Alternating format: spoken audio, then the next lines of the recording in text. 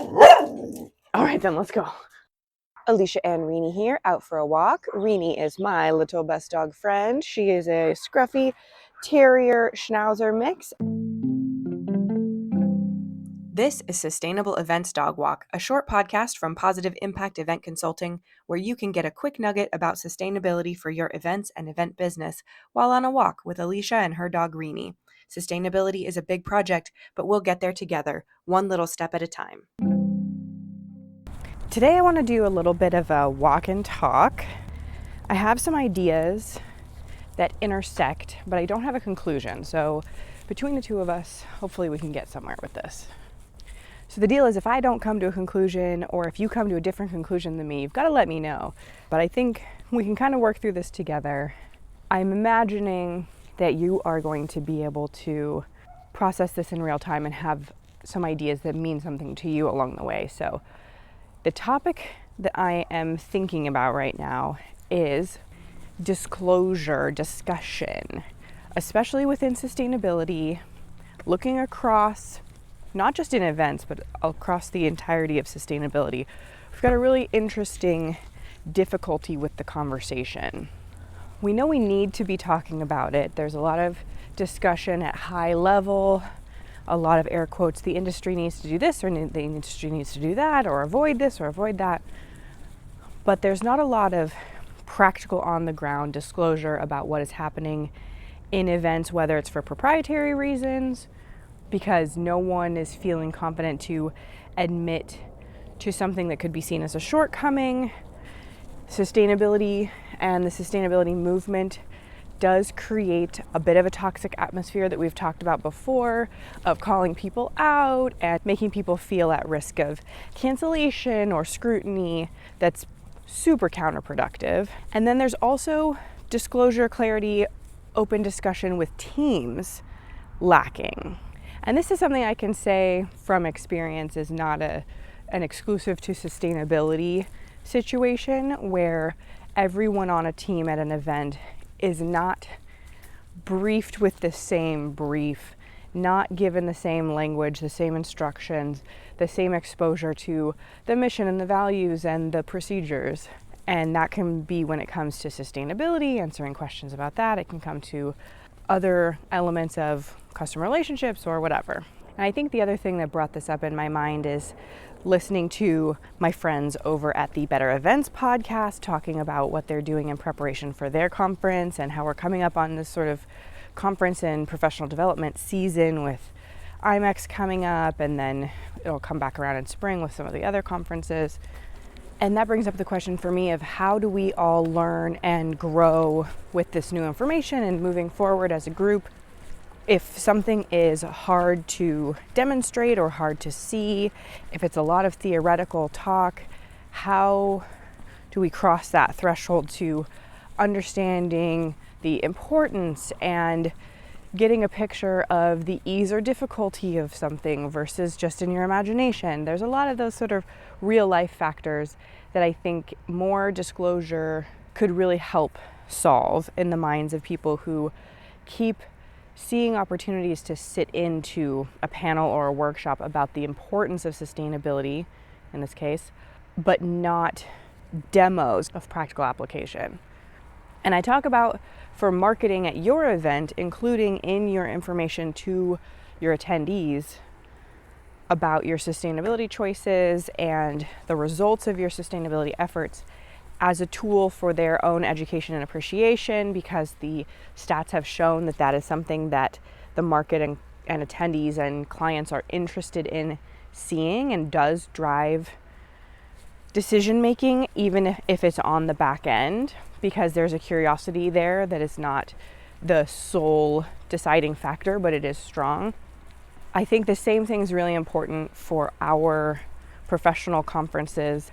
For event pros, looking at if any given conference is going to talk a lot about sustainability, from my perspective, it should be automatic education. You shouldn't have to go and sit in a workshop or a classroom to learn about the choices that the conference made, the mechanisms behind those choices. Using our educational conferences as case studies, as demos, is kind of the best way for us to be learning and learning with each other and from each other. And even if it's to see the failures or the glaring omissions or whatever, to say like, here's a blank place where X solution would have been. Had we been able to find a sponsor, this is the solution we would have gone with. We were not able to get the funding, and the alternative was to take away Y other thing that we didn't take away from you. That was the choice that we made. Now you can see that. I think we have to decide as a group whether that's going to be self-condemning or whether we really can learn as a group and learn from each other. And not doing it on our client's dime makes it so that we really can share a lot more with each other. And then it is really, whatever you learn has to be passed on very directly to your team. Everyone needs to be on the same page of what are the priorities, what are the rules, what are the boundaries with our vendors or our partners or even our clients, because there's no point in having up in a high tower big visions and mission statements about sustainability and then no practical instructions at the ground level helping staff implement those goals.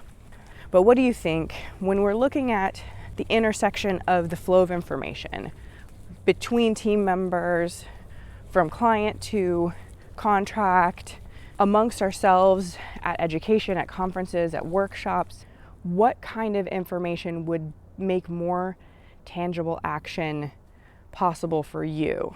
What I can say, and I hope some of the minority are listening, but what I can say is the majority of people in our industry, when you're looking one by one, are not taking consistent daily action with all of their clients to do better in these arenas. The pressure comes from other areas and it drops off. So what would it take? What is missing? I think information, I think visuals, I think communication is a big thing that's missing. Do you agree with that? I'm also an education person. Like, I crave education. So maybe if that's not your style, you might be craving something different. I'm definitely interested to know. It makes me want to implement a guilty feminist model. And maybe I'll try to do this soon, to put out a post or host a coffee session or something at some education that I go to. I want more sustainability options, but how do we phrase it? Because the premise goes, I'm a feminist, but I'm completely freaked out by dealing with money. It's just saying, I understand where we're going, but I'm flawed at executing on it. What would the phrase be for this? I don't want it to be focused on environmentalism. I'm the sustainable future of events, but Amazon is my major wholesaler. All right, tell me what you think. You can reach me on LinkedIn or through the email address in the podcast description, as well as the Google form link that's in the podcast description. Did this walk and talk bring up some totally new ideas for you to send you in a totally different direction? I definitely want to know. And until next week, I'll see you back here with more event sustainability tips, tricks, ideas, referrals, and inspiration.